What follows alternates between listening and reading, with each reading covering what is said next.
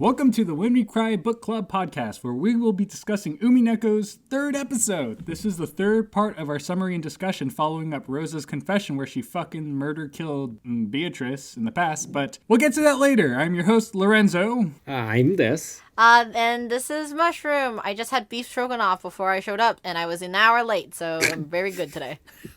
I mean, that's fine. Eat up, because usually we just, starve ourselves.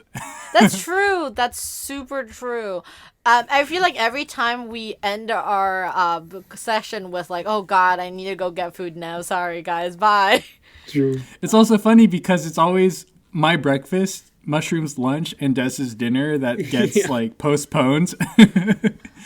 So we've got a whole meal waiting for us, except for Mushroom because you just had beef stroganoff, I guess. Fancy cook over here. Yeah. Wow, ratatouille ass. Do you know that ratatouille is it's just like summer squash and tomatoes and it's like a vegetarian dish. Yeah, it's veggies. Yeah, I was talking to somebody. They hyped up it. I was talking to this one of my friend, and she was like, "Oh, I thought there's pepperoni in it because it looks like a disc or sausage." And I was like, "No, it's just a vegetable dish, guys. It's not that. I mean, it's not bad, but it's not that exciting either." It's a fancy salad. Imagine if they just called the movie salad. Yeah, it's like a fancy roast. I was woken up early because I think I woke up at 9 o'clock. So since I was up, I was like, I might as well cook for this week, Nice. You done it. You're adulting. I am being a dumb baby and still pooping my pants. So you're doing better than the rest of us. No, not really. Anyways, how have you guys been doing? Any cool life updates since the last time we recorded? I do. I have some cool life updates, but I will let Des go first. Well, I don't have any cool life updates. I'm still simping over how cool Genshin is. I mean, wait. Nah, then you don't... I do have one thing to talk about this week since Des said that he has nothing interesting to talk about. Do it. I played Fata Morgana in 3 days. Yeah, you really did. A 40-hour game. How the fuck did you do that? Okay, so I know a long time ago on the podcast, I think it's in one of our EP2 episodes, I joked about how I was like, oh, Fata Morgana, 40 hours, easy. Well, talk to me next time when I finish playing it. But I never ended up getting around to it. And then last week, I was in a conversation with somebody about Fata Morgana, and I was like, oh, I know it's really easy to finish. Maybe I'll just finish it. So I got the game and then I start playing it, and then during the first day of me playing it, I had really good feeling. I was like, oh, maybe I can finish it all today. So I pulled an all-nighter and I read basically 8 hours straight at least. I messaged Lorenzo the whole time. I was basically live tweeting him my reaction, and then 8 o'clock rolled around. I was like, fuck, I have class at 10 o'clock. So I went to sleep for an hour and a half, woke up, went to class, and went to my online class, and then kept reading. Nice. And then slept early the other night, and then basically finished it on the third day. And it was a fucking great experience. It was super fucking good. Glad you loved it. Yeah, and it was really funny because after it, Lorenzo sent me a screenshot of what he woken up to, which is just me, and it just says 166 messages. Yeah, 166 unread messages. Yeah, it's nutty. And if you're a Umineko lover, you will like Fata Morgana. And honestly speaking, now I go on YouTube, every single time I see the word Fata Morgana, somebody's like, I can't decide if I like Fata Morgana more or Umineko more. My favorite two VNs. And I was like, God, literally. That's literally all the fandom. If you have read one, then you especially if you read Fata Morgana, you definitely have read Umineko. Gotta. It's like a prereq. Yeah, totally. Mushroom had this status that said, what was it? I started reading Fata Morgana to fill my Umineko shaped hole, and now I have a Fata Morgana shaped hole. Yes. Yeah, it's true though. It's totally true. Pretty much. My heart is so sad, and I'm still really scared because I've been told that I should go read Requiem, and I don't want to because it just sounds like it's gonna be pain. I mean, you already know what happens. Yeah, but that doesn't make me feel like I want to read how many 10 hours of pain. Yeah, no, I don't. I kind of don't. I'll take a break from it, and then maybe I'll feel better. Yeah, that's good. It's like how I did and never picked it back up again after it's been 3 months. But I feel the Fata Morgana gut punch. Yeah, Des, you should read it, and then we could maybe make an episode on it. Yes, I will read it in all 4 languages you sent me on. Oh yeah, that's very true. I did send you in 4 languages. So what about you, Lorenzo? What have you been doing? What have I been doing? Good question. I think the biggest thing I've been doing, right before we started recording, I was complaining about playing an RPG because I am almost done with Radiant Historia Perfect Chronology on the 3DS. And I like it. It's an RPG. Well, and that's it. It's an RPG. And oh yeah, Radiant Historia is Atlas, the actual good Atlas thing, right? Correct. I mean, Atlas also made Shin Megami Tensei Persona, but yes. No, I mean, Radiant Historia is probably the best out of all of those fucking... Just kidding. You're right. You're fucking right. Honestly, RPGs suck. No, I just mean, I would say, if I really had to think about what's good in Atlas, I mean, Nocturne is pretty good. I mean, I don't even think, Persona games are that good. Well, hey, don't shit on my game Trauma Center. Come on.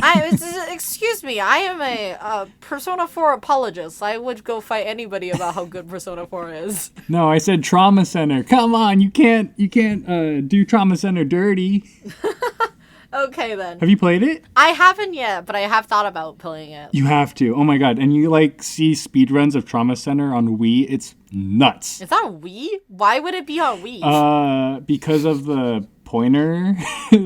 It's a very a gestures based game because it was originally on the DS, right? Uh-huh. Where you just had to doodle all over the person and kill the aliens in their body, and then it translated perfectly over to Wii. And when you see speedruns of it, it's I did not know you could do this with this hardware. It's that level of impressiveness. Uh-huh. But I digress. Radiant Historia RPG. Why do I play it? It's a fucking chore, but it's a good game, I think. Neat. Okay, so are we ready to ready? Yeah. Yes, we are ready to ready. Yes, we are ready to ready. We, like I said in the beginning, we left off at when Rosa was wrapping up her confession that she accidentally got this lady Beatrice killed when she was a middle schooler, and it has been haunting her ever since. Does that explain her abusive parenting? I don't know, but it may have contributed to it. Totally. Okay. Yes. Yeah, and you notice up until this point that her encounters with this Beatrice have been kind of weird and stilted, and I guess now we know why, because it just reminds her of the lady that died before her eyes when she was a kid.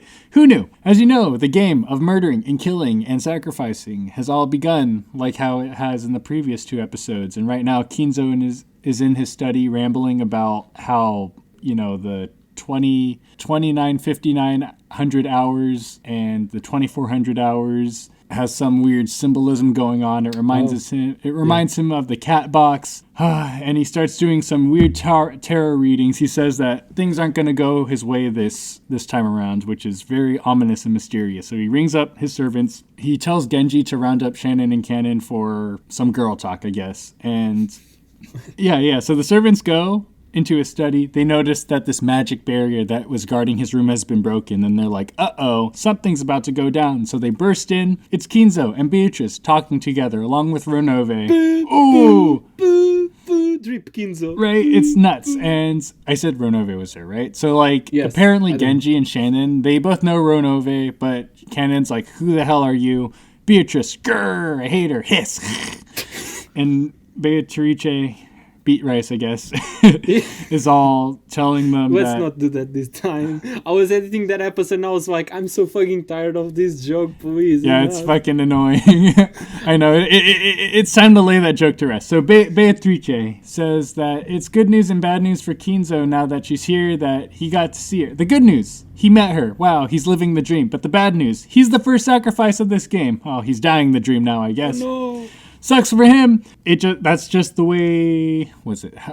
What's the saying? That's the way. That's them breaks. Fuck, I don't even know. What? Them's the breaks. Anyways, we go back. Beatrice says, good thing you're here. It's good news for Kinzo because he got to finally meet his waifu. Oh, wait. Lorenzo, are you going to start calling Beatrice as Beatrice? Because I recently listened to I was listening to a person's Let's Play, and they keep calling Beatrice, like, Beatrice, and I literally, like, it melted my brain every time they kept saying that. Wait, why? Yeah. Isn't that how he has always been pronouncing it? Beatrice? No, okay, so there's Beatrice, like Beatrice. Yeah. And then you could also pronounce it Beatrice, like tree, like Tri, like tree. And then there's also like Beatrice, which is the English pronunciation. Like, who pronounces it Beatrice? Like, is that like a thing? Like, do people say that? It's the Italian pronunciation. Are you serious? Like, Beatrice is how you pronounce it in Italian? Quick aside. Let me see. Beatrice, Italian. I think it's like Beatrice. I think it's Beatrice. Beatrice. I'm not Italian, but I do have an Italianish name, so I have authority, I guess. Beatrice. You know, I can't roll my R's, so I will just say Beatrice. Any Italians in chat? Can you tell us how to pronounce it? Des, how would you pronounce this in Portuguese? Like, would you even pronounce a name like this? Okay. Actually, I had a Romanian classmate in the 3rd grade who had this name, so we called her... we called her... We called her Beatrice, so that's how Beatrice. Beatrice. Yeah. Oh, that's cool. In every non-American pronunciation of Beatrice I've heard, they always roll the R, so Beatrice... It's Beatrice or Trice or... Bro, don't make fun of our R's. What? I'm not making fun of it. I admire it. I can't really roll my R's, apparently. I heard it's genetic, R rolling, but I don't know. Are you afraid of our R's? No, it's because... Are you afraid of the R's, Lorenzo? It's because we're Asian. Fuck off. Yeah. Oh, fuck, sorry. Yeah. No, it's okay. I mean, it's just kidding. I think when you speak Tagalog, you also roll your R's, but I can't do that. I just ended up with speaking bad. I mean, that's like when I learned Spanish, they were like, what's a Spanish word that roll your R? Like... Tres. Oh, I could do tres. I don't know. It's hard. It's difficult. I'm not very good at it. I'm not very good at Spanish either. Yeah, all I know is English. American, I mean.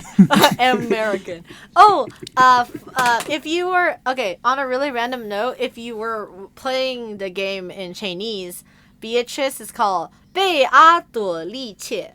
That's how you would say it. 贝阿朵丽切. Cool. So, Beato, like Beatrice in Chinese is called 贝阿朵丽切. But then people also call her 贝阿朵. And then for some reason, I actually forgot why it is, that her nickname in Chinese is called 贝熊, which literally doesn't sound like anything what it's supposed to be, but it's like Bay Bear. Like it's her. So that's her nickname. Her nickname is Bay Bear. Like in Chinese. That's funny. So we're gonna be addressing her as 贝熊. I can't say it right. Oh, you did a really good job. I'm impressed by what the fuck you just pulled out of that bullshit, man. I don't know. I don't speak Chinese. I am a disgrace, but I will do my best. Yeah, but I have no idea how they made up that nickname. I don't remember how that's like even came up with, but it's 贝熊, and that's really cute, and I like it. It's just like a bear. She's like a bay teddy. It's cute. So Beatrice. It's gonna be Beatrice from now on and forever. Beatrice says that good news, Kinzo, you got to meet me. Bad news, go die in a fire. And he does, which is amazing. And it's some actual hot girl shit, or I guess hot dilf. Hot dilf. No one wants to fuck Kinzo. Well, there's some sick fucks out there, man. Yeah, oops. I wonder who that could be. Anyways, as I was saying, hold on, give me a second. I love how Lorenzo's literally losing it. I can't believe we decided to make an episode, and this episode's gonna fucking suck because we literally have like two brain cells and we're sharing it between 3 people. Yeah. No, it's gonna turn out great. Don't worry. Kinzo bursts into flames, dies. Genji and Shannon are like Okay, that was cool. But Canon is kind of just like, oh my god, she did what she said she was going to do. And Beatrice threatens the servants, says that they're up next. And, Genji and Shannon are all like, oh, okay, I guess this is it. And Shannon says that she's had a fulfilling life. She says that she's going to get married to George, so she might as well end it, right? But there was some weird edgelord writing in here where it says that Shannon had not yet reached the high level of philosophical state of mind as Genji, and at that point when I was reading it I was like, Ryukishi, I will throttle you, stop writing like a 9th grader. But anyway, Shannon and Genji, they're ready to die. I'm just imagining Lorenzo trying to throttle Ryukishi, just trying to be stop resisting. I know. Honestly, because this writing, I hate it. But Beatrice taunts Shannon some more, says that she's going to regret not being with George in her last moments. But Shannon tells her that she's ready. Good God, take me now because you don't even know. I said yes to marry with this yellow fuck. But Beatrice sicks Lucifer on Canon and says that if he can beat Beatrice's furniture, that she'll let him go free, absolve him of being furniture, and he can go and live his life. And there's a huge, cool lightsaber battle, and Meta, Battler, and Beatrice are just watching in on this fight, and Battler's like, oh my god, here comes this magic bullshit again.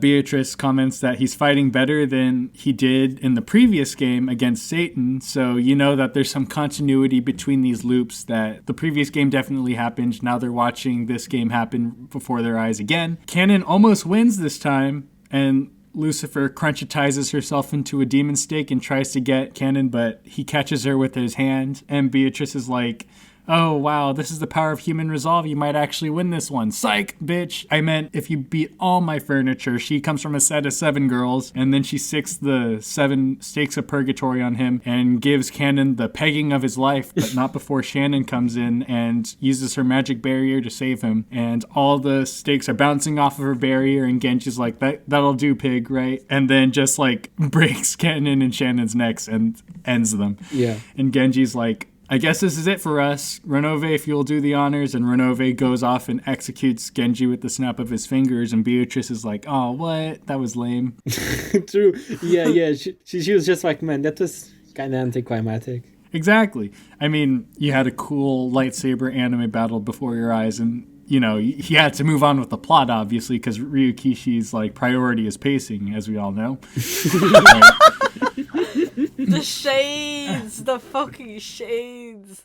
Honestly, but Beatrice and Renove are like, okay, I guess it's time to go on to the last 2 sacrifices of the first Twilight, because they've killed at this point Kinzo, Canon, Shannon, Genji. And I guess the last 2 people up to bat are the rest of the servants, Kumasawa and Goda. They cut to Goda making rounds in the mansion.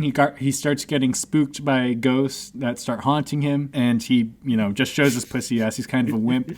And the state girls show up and they peg him to death. It was very funny scene. Goda shedding his pants. Haha. Finally. Honestly, yeah. He's a real wimp. I would be as well, but he deserves it, so. Yeah, I get it. Yeah, fuck him. And then we go to Kumasawa, who's just standing in the rain in the rose garden, and all the magical girls are about to peg her too, but there's a magical barrier guarding her, which is like, oh, what? That's weird. I guess we know why she's got those monologues going on in the previous episodes, right? Because she must be omnipotent at least, right? Yeah, something with her. Yeah, so then magical butterflies surround her, and surprise, plot twist, she turns into the gray Beatrice from the beginning, which is WTF the fuck?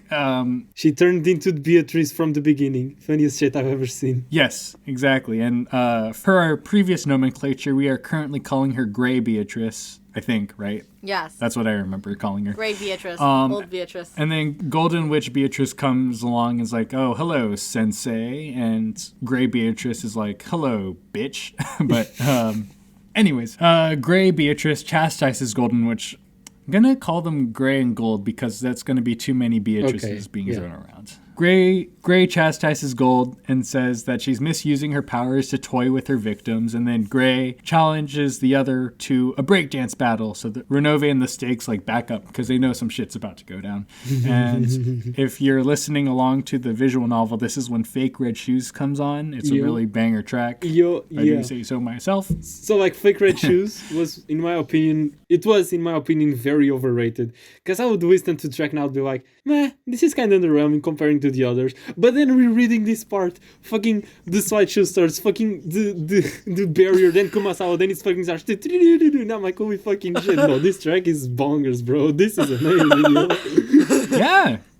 It's very fitting. And then there's a huge, long, really drawn out magic anime battle that wreaks havoc all across the Rose's Garden in front of this mansion salad. But Gray Beatrice gets pwned. She gets like stabbed to death with I think her own weapon, right? She summons a giant spear. No, it's not her own weapon. There's like a lot of shit happening. Like, yeah. If you want to read this scene, the scene is actually very interesting. After we finish all this part, I would read you some of Dub's insane notes on this section, which is pretty wild. Why? Because there's so much symbolism. Yes, like, he's a brain dead child, so he basically went and researched every single one of them while we were reading. While I was literally like dying. I basically described my experience reading with Dubs is that I can't even look at his screen while he's reading because I would basically be like, could you turn the page already? Like, please click. I need to know what happens. So I basically just can't. I basically like open up the Let's Play while he's like reading so I could read ahead of him because I can't stand how slow he reads. You could share his thoughts on this power part. I'm interested, and I think. Yeah, I will. But I was gonna say the Fake Red Shoes is a banger track, and it's also very Toho. Like it's a very Toho track in my taste. Because it's a bullet hell battle. Like between the two, she summons towers, she summons bullets. Oh my god, that's so true. Holy shit, that is so true. Bro. Yeah, so people have trouble visualizing how, like, in Toho, it's just magical girls just firing absolute particles at each other, but you just have to read Umineko. You'll get it. Yeah, those two CGs mirrored one next to each other. Right? I have that sequence engraved in my brain. Yes, there's very good visuals and animations going on in here, but for the sake of brevity, we'll just say magic happened. True. And Gray Beatrice gets killed? I guess. She disappears. Meta Battler throws a hissy fit overseeing all this, and he's like, oh my god, like, how can I deny all this magic happening before my eyes? But I digress. You do. The adults are in the dining room wrapping up their discussion. They've been talking all night, so it's already early morning, so they just want to go to bed at this point. But as they're heading off to their rooms, they notice some stank in the air. And apparently it's coming from the locked boiler room. So they go look for the key, but they notice that a bunch of rooms' doors have those creepy magical circles drawn on them, as per the previous episodes. So some shit has gone down, or will go down, I guess. Who knows? We do. They all split up to check on the kids, make sure that they're not the ones that are dead, I guess. And they're okay. But it seems that all the servants, except for Nanjo, but he's not a servant, are missing. But Nanjo also doesn't know what's going on. He was also in the guest house with the kids. So all the adults reconvene in the mansion, and they decide to break in through the parlor's window to try to get inside. And they notice that there is a bloodied Shannon in the room. And then Meta Beatrice comes up and shoves Battler's nose in Shannon's corpse and breaks him down, I guess. He's like, oh my god, I don't know what to do with my life anymore. I'm going to go blink to the Rose Garden and reflect about this murders and magic and all that stuff, and he's about to give up. But then Gray Beatrice pops back up again, who is alive apparently, to console and encourage him to not give up. They have a conversation about what magic really means and how a lot of magic is just explaining what humans couldn't explain, right? Explaining the unexplainable with like some higher power. I can't tell what it is. It's probably magic or God or some other being that I can't explain empirically. They bring up brawn tubes and whether the way they work can be explained with science or magic. Like that just screams to me Steins Gate, right? Like that's a Steins Gate moment. It is. Did Steins Gate come out like during the time when they were making this or no? I think Steins Gate came out after Umineko, right? Oh. No, 2012. Wait, 2012? Steins Gate came out 2009. 9? Oh, JK. Damn. It was definitely riding on the heels of Steins Gate. That's why they probably brought up Bronte. Yeah, that was definitely a Steins Gate reference. That's 100% a Steins Gate reference. That's hilarious. Steins Gate moment. Because, like, they use this Brontube analogy for, like, a really long time. So... Yeah, it was really funny because I read that part and I was like, there's no way they're not making a reference to Steins Gate right now. Like you don't talk about Brontube without like thinking like immediately like making that connection. And if Steins Gate came out in 2009, that makes so much sense that like that's what they were basically like. They're like wink wink nudge nudge like type of thing. Right. It's like if you noticed on Twitter in the past couple of days, like the Nier account on Twitter was like, I think the Final Fantasy 14 account said congrats to Nier being released, and then the Nier Twitter account was like, thank you Final Fantasy 14, which is free up until level 60, which includes the first expansion. That's the kind of vibe I'm getting. Just like that's cute. Franchise handshake moment. Silence brand. I mean, the real franchise handshake moment is Toho, right? Because of that's very true. That's ZTS. very true. I was gonna say, like, I feel like Umineko wouldn't be half as successful if it wasn't for every single Toho person that Yukishi somehow tricked in being in here. Right, exactly. It's a hodgepodge of Japanese pop culture of the early 2010s. True. Very true. How could he? How could he? He wrote this like magnum opus based off of memes. I can't believe it. I mean, that's what I mean by like, okay, this, I know this is another Fata Morgana little tangent, but I was talking to Yesid about this, and Yesid was like, hey, did you know that the person who wrote Fata Morgana never read Umineko? Because I was like, no fucking way. And they were like, yeah, they asked him in an AMA, and they were like, have you read Umineko? Like, you guys should read it. And they were like, oh, we don't really read. And then I was like, what the fuck? Like, I was like, I don't read. I was like, okay, on a really random note, like, if you were to read Fata Morgana and you know Umineko, or you did the other way around, there's no way for you not to see the connections. You know what I mean? Like, themes, like how it's written, like the way the story is. It's very similar. Yeah, like even like just like vibes, artistic decisions. You have a witch. And her motif is a fucking butterfly. Like, are you fucking with me? Like, right. What is this? You've got a witch, you've got the butterflies, you got this weird Japanese hybrid, European hybrid going on. Yeah. It's very interesting how both visual novels came out at around the same time and had the same themes, I guess. Yeah. I guess there was like something in the water, you know? Oh, just yeah, like, no. I think I will write a gothic novel. Have we ever seen Ryukishi and the person who wrote Fata Morgana in the same place? No, never. Wait. My favorite one I ever read, which is, have you ever seen Ryukishi and Yoko Taro in the same room, guys? No, one of them always has the Emil head. Look at Yoko Taro and look at how he has that stupid scarf, and then look at every single time you see Ryukishi with his stupid scarf. They're just like Lego minifigures where you just like take off the head and swap it with the body. Bro, Mushroom, you are so... Whoa. That is... Whoa. Are we having your mind blown now? Bro, even the way Yoko Taro moves, like the way he moves, it's so similar to the way Ryukishi moves on that fucking Funimation interview they had for the first 2 Go episodes. Like, what? Yeah, like an absolute fucking troll he is. Like, he's just an awful, awful troll man. It's just so confusing. Like, who What thought... actually is him? What the fuck? I guess we gotta play Nier now. Whatever. Oh, Nier is good. Play Nier. Jesus. Gestalt is very good. Okay, if we are going back to Umineko, I have something to say about the brown tubes scene, which is that go for it. on a first reread, I was like, I have no fucking idea what they're saying, bro. Like, I understand the cat box analogy, but everything else, I'm just like, what? Uh-huh. And then later on, when I found out that scene was added on purpose because people didn't understand what was going on, I was like, bro, what? This was supposed to help me? I'm more confused. Like, the fuck, bro? Classic Ryukishi, where he comes up with an analogy and he just keeps going with it, whether you like it or not, and you just have to roll with it. Yeah. Okay, the same fucking thing happened to me when he brought up the Hempel's Raven thing. I'm reading this and I'm like, okay, so this is supposed to help me, but I'm even more fucking confused now. Like, I went on to watch so many fucking YouTube videos about Hempel's Raven, and I'm like, okay, so this is simple.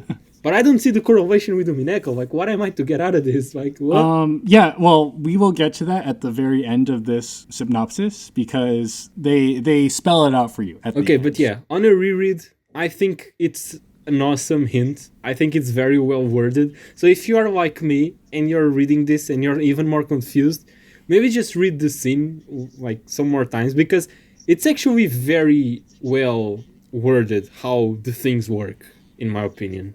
It's super telling on how the world works. Well, you just said Yes. that. Yeah, super telling of how the world works. Yeah, and also on another random note for you, Des, I think the whole reason I think the Braun tube thing is supposed to be helpful is purely because if you were reading Steins Gate at the same time, you could make the Steins Gate connection, and then maybe it will be easier for you to understand.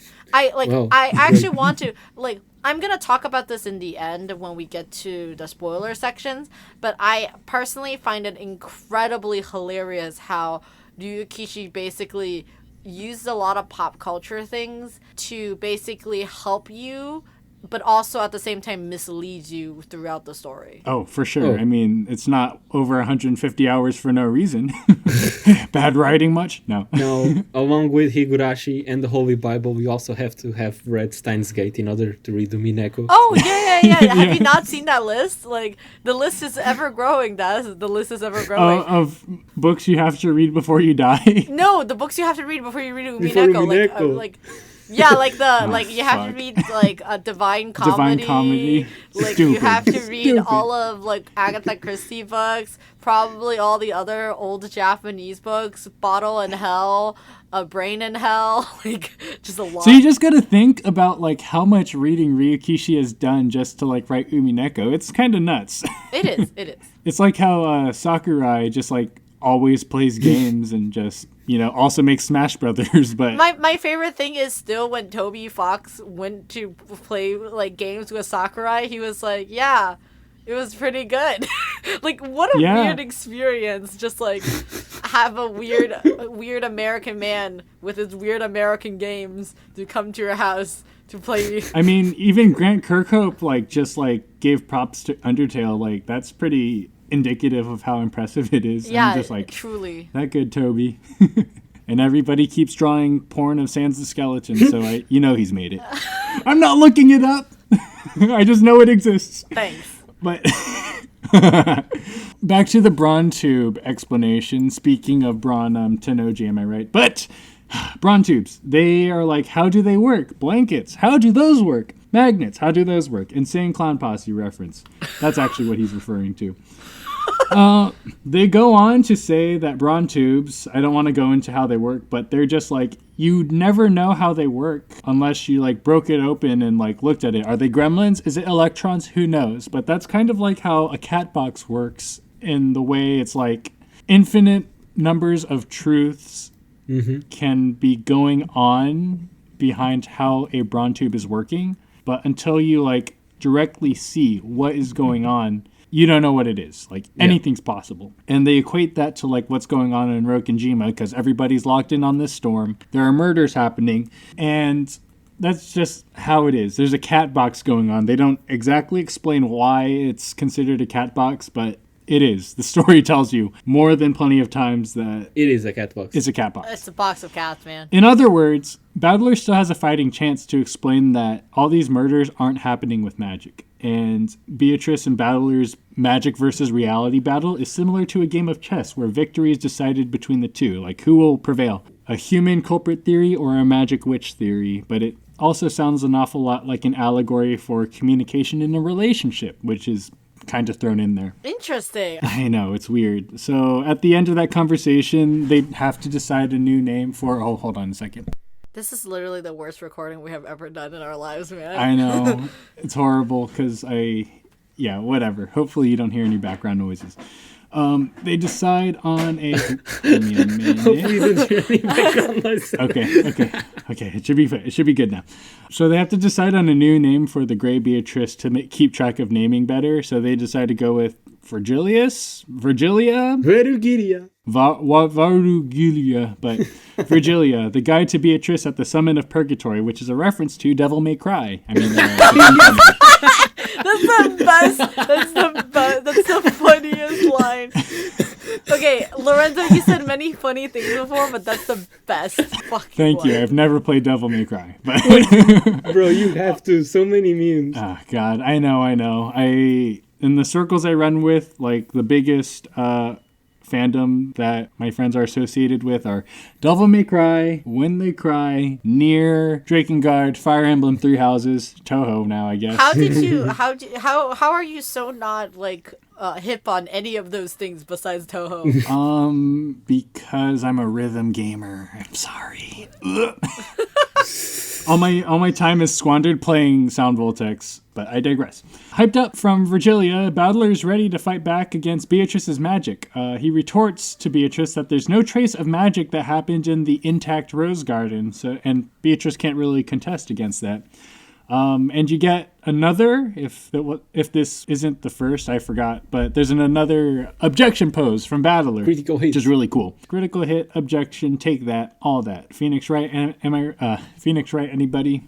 No. They announced that new Gyakuten Saiban game. Yeah, I saw. Somebody in my life is super excited about it. I am also slightly excited for that, but an aside, we cut back onto the Rokenjima characters. Everybody's got news of all the servants dying, and obviously George and Jessica are grieving over their loved ones. All of the adults are armed with Kinzo's rifles to guard against the murderers, and they're all holed up in the guest house because it's apparently the safest place on the island. Because it seems like those murders of the servants, all the bodies were found in the mansion. All the adults were also in the mansion in the dining room while the murders were going on and the crime scenes were being set up. It turns out that they found Kinzo's body burnt to a crisp in the boiler room, and all the servants were found dead alongside a key and a letter telling them to go to the next room, and it let them find next servant's corpse in that room. So there's like kind of a chain. It says, go to the guest room, go to the parlor, it started in the parlor, go to the guest room, go to the boiler room. There's like a key that unlocks the next door. So no sequence break? Yes, a sequence, a chain of murders, and each room is locked with no way to get in or out. It's kind of weird. And all the adults are like, we are in here for the long haul. We can't reach the outside world, and we can't leave until tomorrow morning, so we will stay in here until it's safe. So we go back to Meta Battler and Beatrice and Virgilia and Renove, all talking about how to suss out this logic. Battler and Virgilia are talking about how this game was set up where in the beginning, all the most likely culprits, aka the servants, have been eliminated, which is,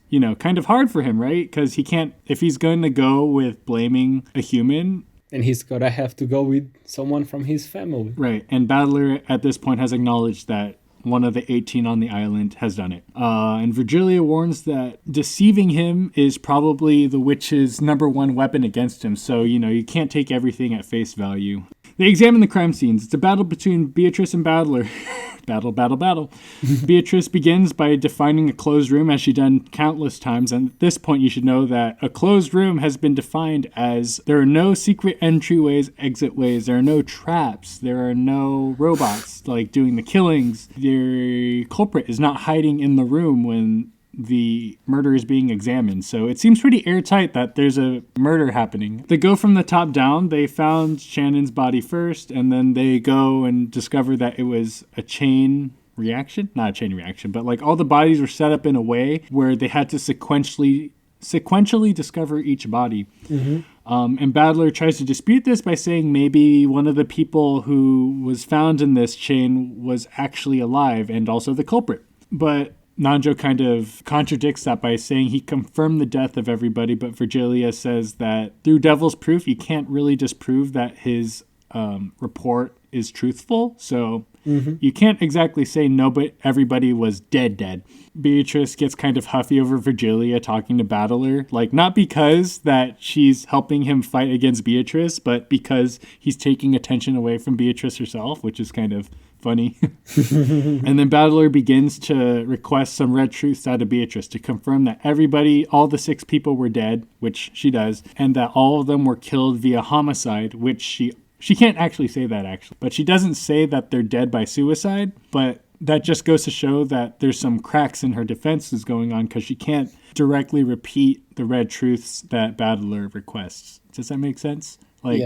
She uses the red truth, but she answers indirectly, which is indicative of how Beatrice is, or Battler is close to discovering the truth, but Beatrice can't exactly give him all the answers. I just came up with a super bullshitty answer to this. I'll get into that in the spoiler part.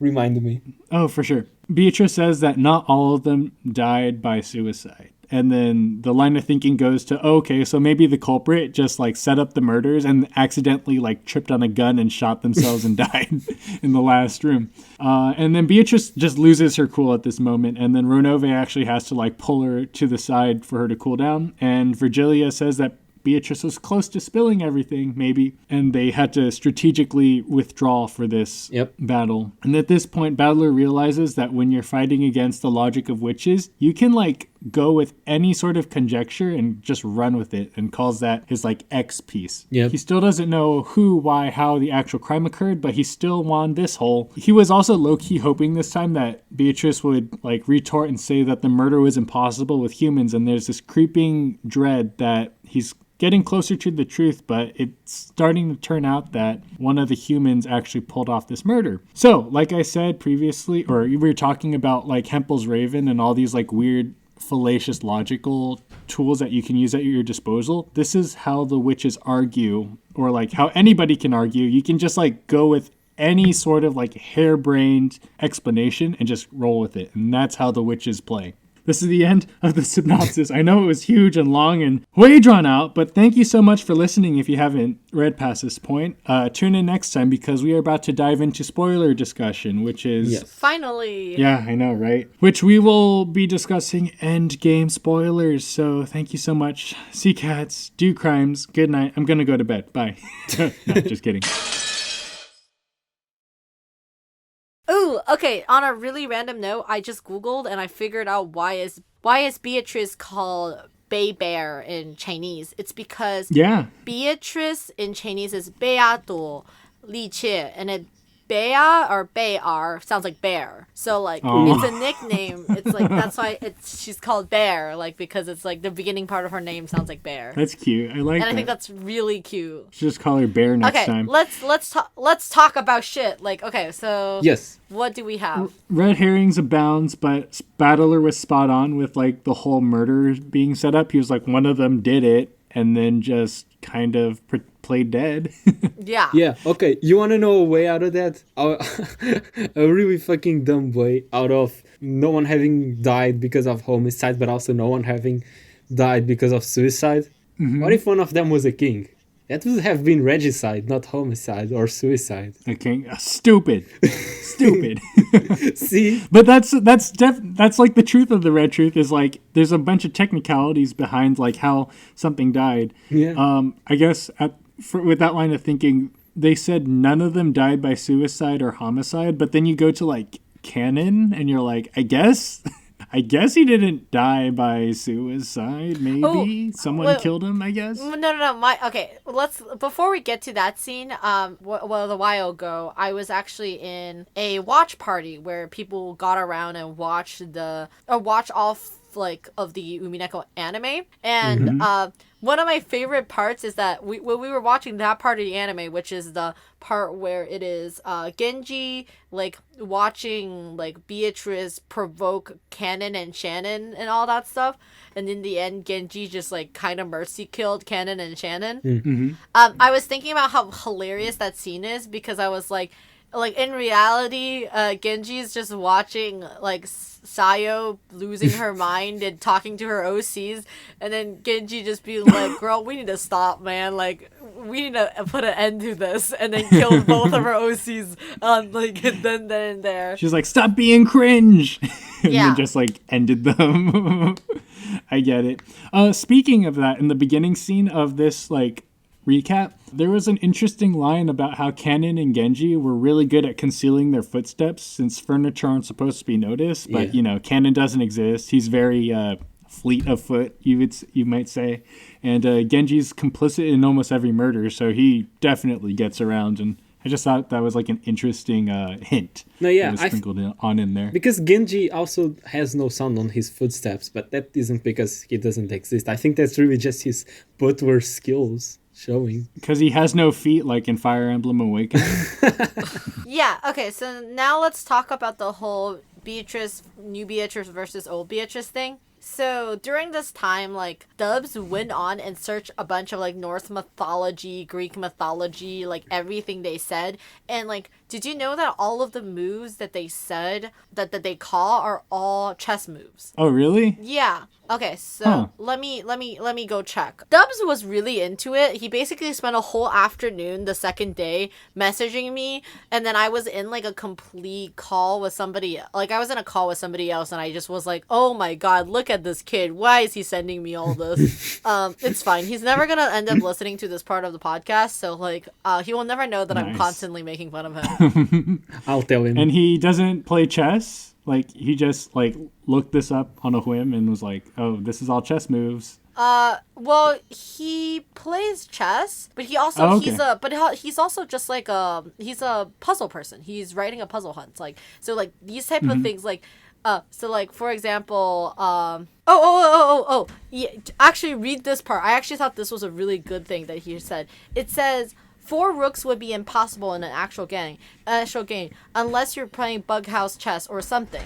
And then he says there's no way she could have 4 rooks unless she has somebody on the other side working for her, which she meant by she could have determined Virgilia's death because Virgilia was working for her. Ah, so those were Virgilia's rooks? Because okay, so in when you're reading that part of Umineko, it says that like she basically like it's like the part where Beatrice claims that she like rise up 2 towers and like she used the 2 towers to kill Virgilia, and Virgilia was like, "Oh, you didn't get me," and then Beatrice was like, "Did you think I only made 2 towers? I made 4 towers, and then I'm actually instead of shooting you from the front, I'm actually shooting you from the back as well." He was saying like, "Oh, that doesn't make any sense because like 4 rooks, which is the tower, the castle, makes 0 sense because you only get 2 rooks per person."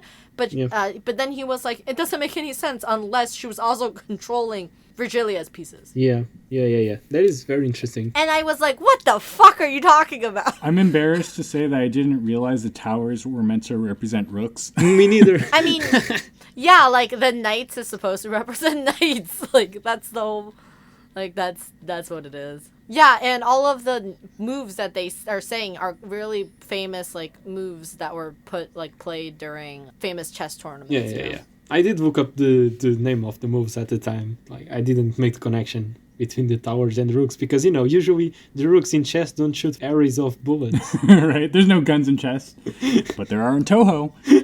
or in Fire Emblem, I guess.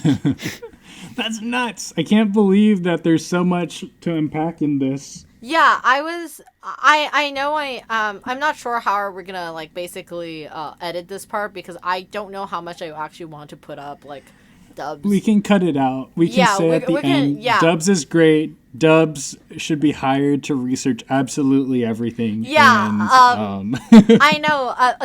Dubs also gets extremely basically like bashful whenever I praise him for anything, and it just immediately gets mad at me for like basically sharing anything when he does. So we're just pretending that I never shared this with you. But yeah. I was really his mind.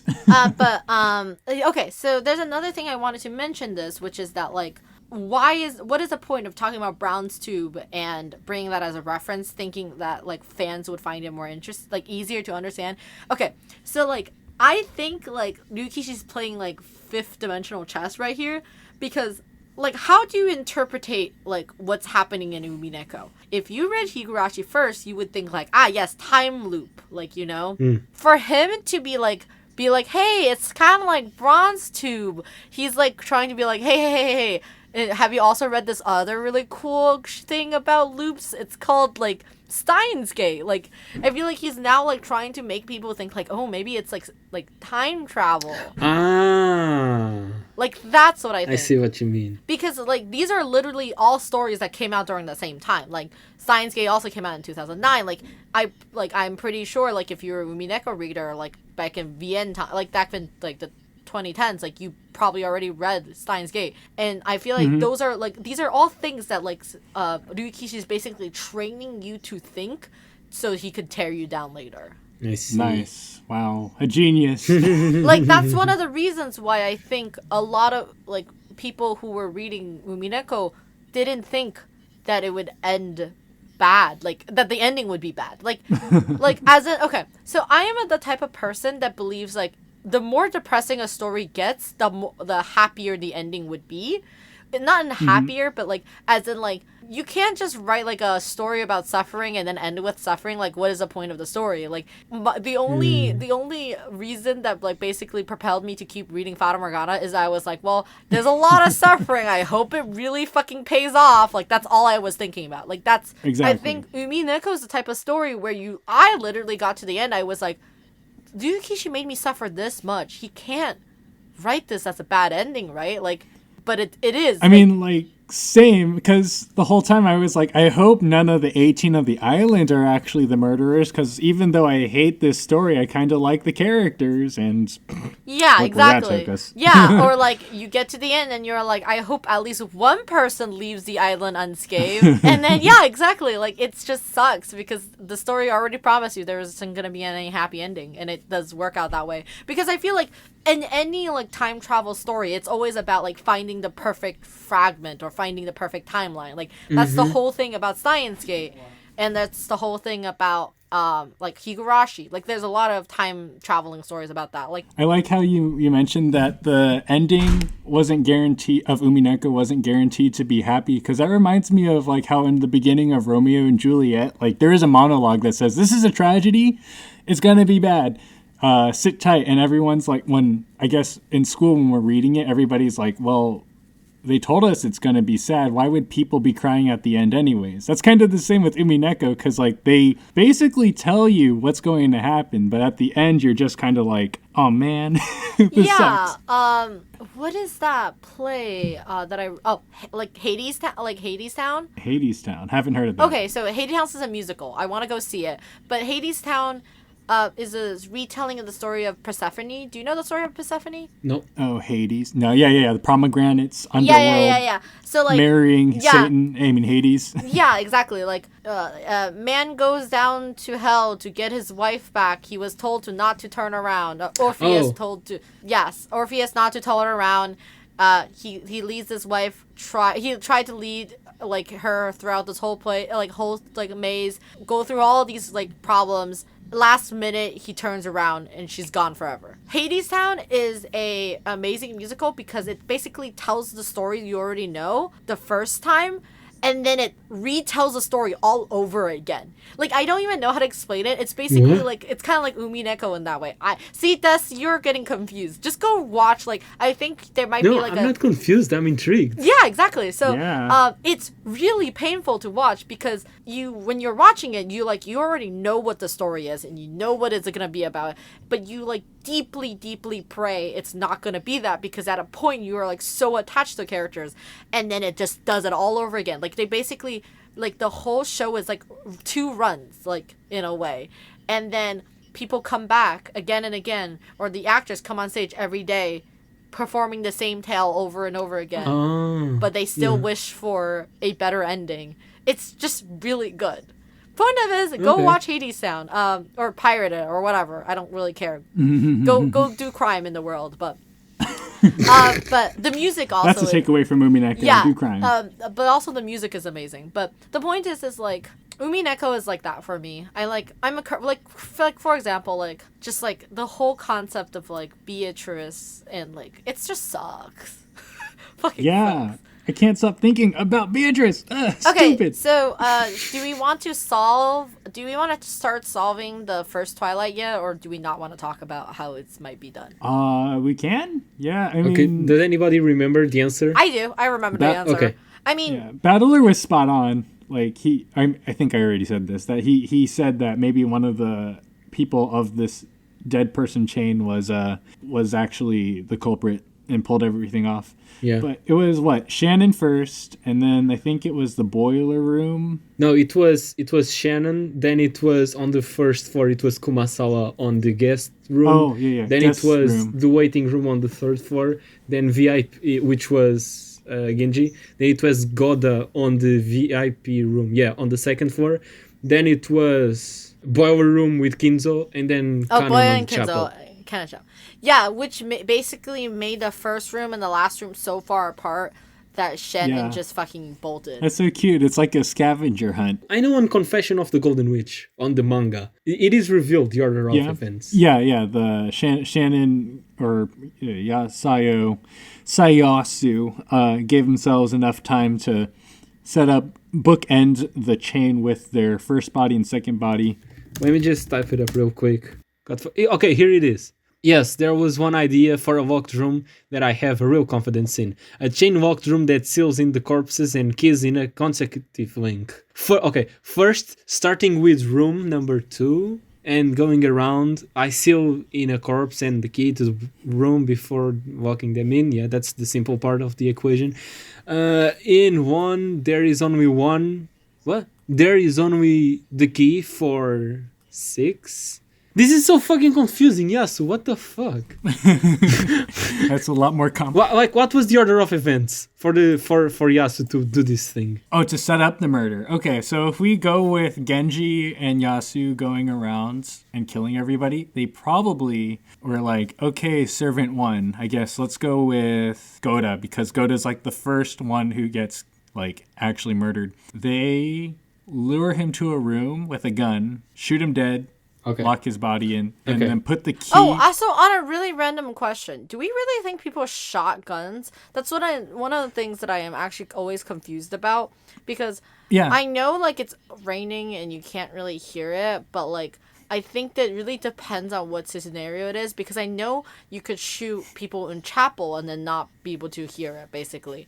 But, like, wasn't the family... also in the main mansion? Well, like... Yes, they were there the whole night. Yeah, they were all in the dining room. Yeah. They were all saying, like, how could this could have happened? Nanjo said they were either stabbed by a spear or shot by something, and they definitely could have used poison and then, like, desecrated the body afterwards. I feel like that's always the easiest option, which is poisoning and then doing all the random shit afterwards. Yeah, so for Goda, maybe they did that, but for Kumasawa, maybe they did kill her in the rose garden because it was raining, couldn't washed off all the blood, and it's noisy. Huh? Kumasawa, we know for a fact she was suffocated from Confession of the Golden Witch. Oh, really? Oh, okay. Yeah. It's so fucking weird to see Sayo just jump on Kumasawa and just fucking suffocate her. It's so... Like, I totally get what Sayo means by, like, Confession kind of ruined the thing, because, like, I don't want to see Sayo... the thing is, that's, like, I don't really... Like, what does that actually mean? Like... That's Sayo trying to... Like, that's Sayo writing fantasy. Like, that's Sayo writing fanfic. Like, to think that you could kill a person in a fantasy is very different from, like, killing a person in real life. Okay, yeah. Yeah, when you're an angsty middle schooler, there's nothing more than when you want to, like, I want to kill at people. Yeah, I want to, like, do this and that. Okay, like, yeah, I don't... true. That's what I mean. Like, it doesn't bother me that much that Confession of Golden Witch is, like, kind of extreme and kind of about how, like Sayo believing that, like, oh, if I was put up to task, I will kill these people. Like, the thing is like, she doesn't. Like, it's fantasy. It's fantasy. Like, oh, man. I was going to say, you see in episode 4, Maria just fantasizes on, like, murdering Rosa over and over again. And she's 9. I mean, she's obviously got, abuse on her back. So does Sayo. But, like, it's not like they're incapable of imagining killing people, right? Because they're kids. They've got stuff going on in their lives. Yeah, your frontal lobetex, your frontal Lobetex, yeah. lobetex doesn't Cortex? even your frontal thing doesn't even fucking finish developing until you're 25 years old. Like, yeah, your dick isn't like its full inches when you're 25. No, no, just no, kidding. no. As in you just can't really like. There's a lot of things that you can't really decide, and I don't like. The thing is like. If you think right now, like, this is ridiculous, like, when we get to EP4, like, basically, like, Sayo just writes that she's like, oh, and then we basically tell everybody that's gonna be a joke, and then we play a prank on everybody, and then when everybody's escaping, I will shoot everybody with the, like, from the back. Like, do you know what I mean? Like, nice. That's, like, and, like, that's, like, this is all fantasy. Like, I don't know, I don't necessarily mind that convention is, like, very graphic or like just self-indulgy, because that's exactly what this is. Like, yeah, that makes sense. And the thing is, EP3 is not even written by Sayo. Right, right. Okay, but also speaking of No, I was just I was still on the order of events thing, because I still don't understand what the order of events for Sayo was, because the manga also is pretty fucking confusing at explaining this. Mushroom, you said you remembered what it was. Could you explain it to me? Okay, so I think the most important part of it doesn't matter, like, all the people in the middle doesn't really matter, because all of them are dead. Yeah. And she just plants bodies. The most important part is that she put herself, so she's the first person who gets, like, found out. And her body is in the main room, right? Like, she's in the mansion. Parlor. Yes. Yeah, she's in the parlor. So she set up her body to be extremely visible from the outside. Like, as in, like, so the idea is that, like, if people spot her from the outside and she's not reacting, then they would break the window and try to wake her, basically. Okay, Mushroom, actually, I think you're getting a bit confused, because she was in the shadow of the sofa and they only found her corpse once they got inside. The reason they broke the window is because they found the magic circle on the door to the parlor. Oh, okay. So sorry. I think it's the only idea is that it's just supposed to look very suspicious, so they would break into the room. Yes. It's the only room they can break into. That's the reason they go for that one. It's the only one. Yeah, so they break in, right? Do they lock the door again when they leave with her body in there, right? No, they left through the window, I think. Or did they leave through? I don't fucking know. They left the corpse in there.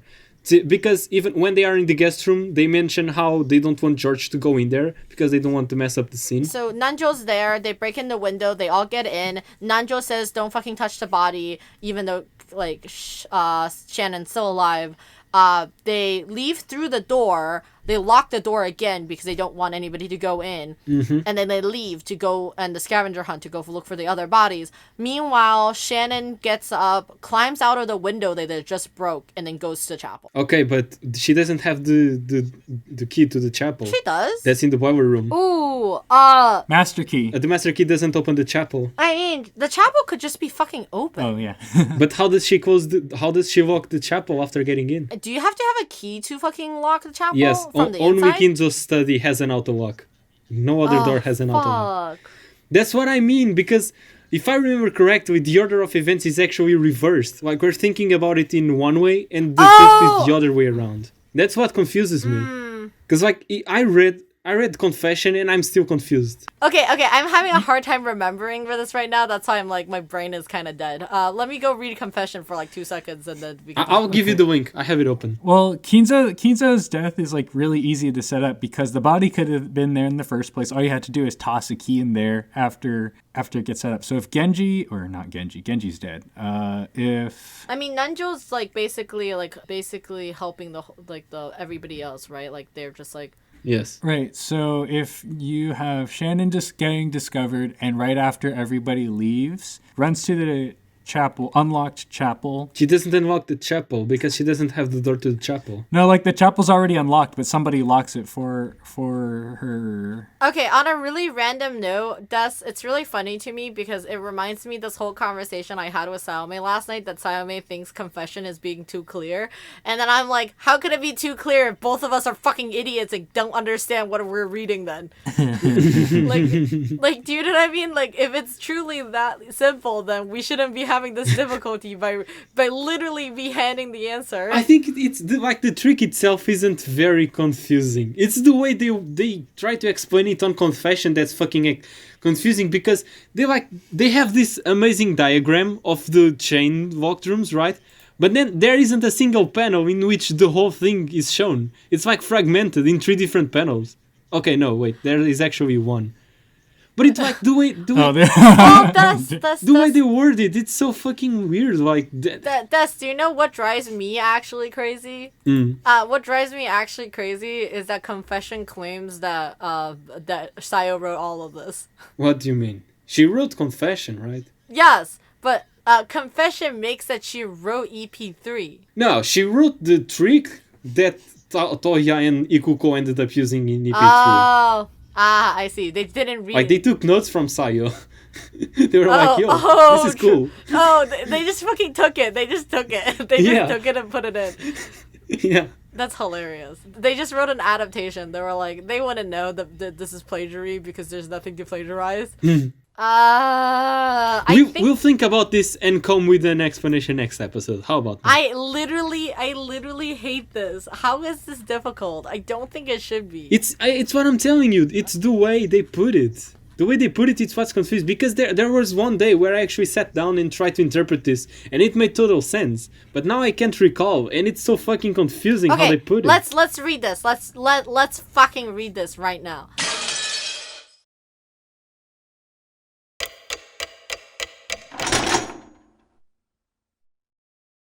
Oh, the door is left unlocked. Oh, okay. The chapel is not locked. But when they get to the chapel, it is locked. So how does that happen? I guess somebody just had to pretend that the chapel is locked. Is that the fucking trick? Like, they do that a lot. Damn. This whole time. But would they actually have Nanjo open the door? Fucking Eva? Do you think Eva would allow that? Okay, so it just says, the important point is that 1 has to be a place that's as far away as to find as possible. 6, on the other hand, has to be very easy to spot, which is room she's in, like Shannon is in. Easy to spot, and must be a room that has a window or something which allows the lock room to be easily destroyed from the outside. The people who discover 6 would easily break the window panel and enter the lock room, finding the key of 5 and being led to in a reverse order around the rooms. In the meantime, I will sneak out through the broken window, enter 1, lock the door from the inside. Okay, yes, it does lock the door from the inside. That's literally what it said. I don't know what that means. The parlor one, right? Or is it the chapel? The parlor. Okay, yeah. I guess the explanation really is that Nanjo was the one to pretend to unlock the chapel. Disclaimer: if you think we are being very dumb on this episode, that is because we were being very dumb on this episode. Unfortunately, we've already recorded an episode after this one. So we'll address this certain closed room sequence in 2 episodes time. So sorry, but you'll have to wait 2 episodes until we actually sit down and look at this correctly. I apologize for our incompetence.